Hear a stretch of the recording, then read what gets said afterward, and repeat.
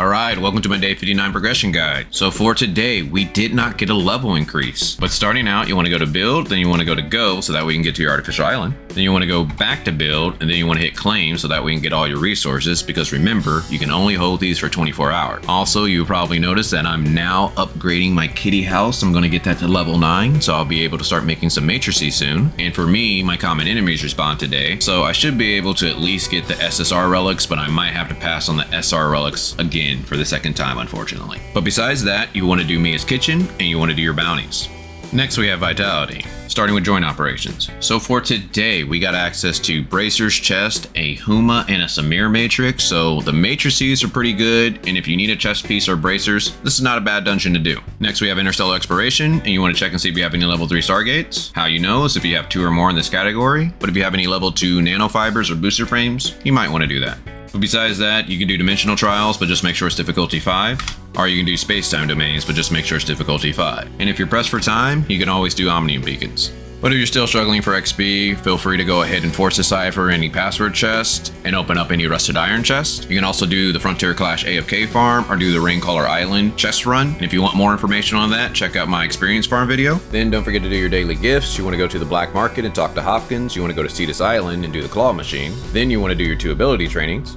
Quick tip, if you get the rhythm training, Samir is MVP. Next, you want to maintain your vehicle. So some of the best places is Astra Shelter. The next place would be Bangi Shelter. After that, we got the Black Market. And the best place, High Crows. Also attack any elemental rocks you see for crystals. And today it does look like we got the compensation for Cobalt B, but to get this compensation, you had to have Cobalt B, and 500 dark crystals for rolling for a character just does not seem worth it to me. But hey, if you did roll for Cobalt B, at least you got 500 dark crystals out of it. I did want to point out that this was a pretty bad translation, because what they fixed was the wording of the 1-star. It says each round of barrage deals additional damage equal to 2% of the target's current health, and it cannot exceed 180%. But before that said each attack deals that additional damage. So compared to what it said before to what it is now is like a giant nerf.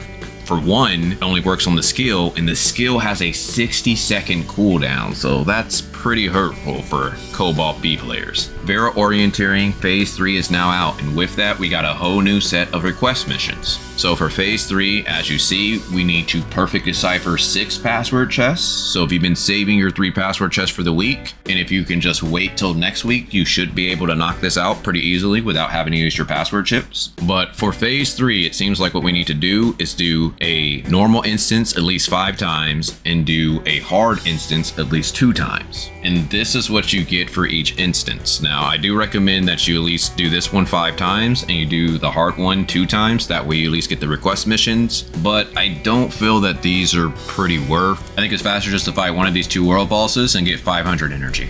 So now with Phase 3 being out, we do got another perfect decipher password chips, but this event lasts for 3 days, so you can wait until next week to get another 3 password chips, and then you can just fight 6 world bosses, perfect decipher, and get all of this energy. So I'm going to go ahead and perfect decipher a boss that I just killed Sobek, knock out Phase 2, and start working on Phase 3. And look at that, I got a crow, and I also got some relic shards, knocked out Phase 2, and I got 1 password chest, knocked out for Phase 3. If you enjoy this, I would greatly appreciate a like so these can spread more on YouTube. Then we have the weekly tab. You want to make sure you're doing enough things down here so you can get everything up top, which brings us to our challenges. Now, if you're trying to do something like the Bygone Phantasm or the Frontier Clash, you might want to save your Mia's challenges so that way you can power yourself up. So starting with the Bygone Phantasm. But I do want to give the procrastinator warning. I recommend that you try to do this early, because when you wait till the last minute, it can be kind of stressful because you got people trying to climb, and sometimes you have to do these over and over just to get that right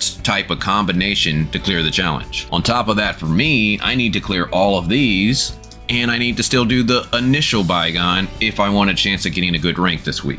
Frontier Clash, you can go ahead and knock out your attempts, or you can just wait till Saturday and knock them all out for the week. Void Rifts. Today we got another Void Rift, so you might want to go ahead and knock that out so that we get a chance at that Matrices. But if this is a first time boss for you, you definitely want to do it. Wormhole. We have 2 days to complete the new Wormhole, so just make sure you do that so you can get all your energy crystal dust. Then we have the raids. We are approaching the end of the week, so you want to make sure you knock out all 3 of these so that way you can get lots of energy crystal dust plus crystal chunks. And last but not least, we have the Apex League. If you're trying to reach Grand Marshal this season, you want to probably put in a couple hours so that way you can make it. Then we have our daily buys, so you want to go to shop, then buy your 2 vitality solutions. Now this is only if you can afford it. Yesterday I forgot to mention the Clotho supply pod. Now remember, if you do buy this, it's like you're spending 900 dark crystals for either 10 standard rolls or 10 regular matrices rolls. So I would say if you're a whale, it's not too bad, but if you're probably like a dolphin or a free-to-play / low spender, I probably would pass, especially with Vera coming. You probably want to save all the dark crystals you can for those upcoming characters. Then we have the Commissary, starting with the Crystal Dust store. You want to make sure you buy your advancement modules and your booster modules. Then when it comes to your Go Crystal Dust, I recommend that you buy the boots. If you have a good pair of boots, then you should probably get the hand guards. And if you have a good pair of hand guards, then you can buy whatever else you want. We're approaching the end of the week, so you might want to spend your black gold on extra copies of weapons, or you might want to save it for other characters added to the standard pool. Then we have the crew store. The only thing I recommend is to get relic shards, and the relics I recommend is either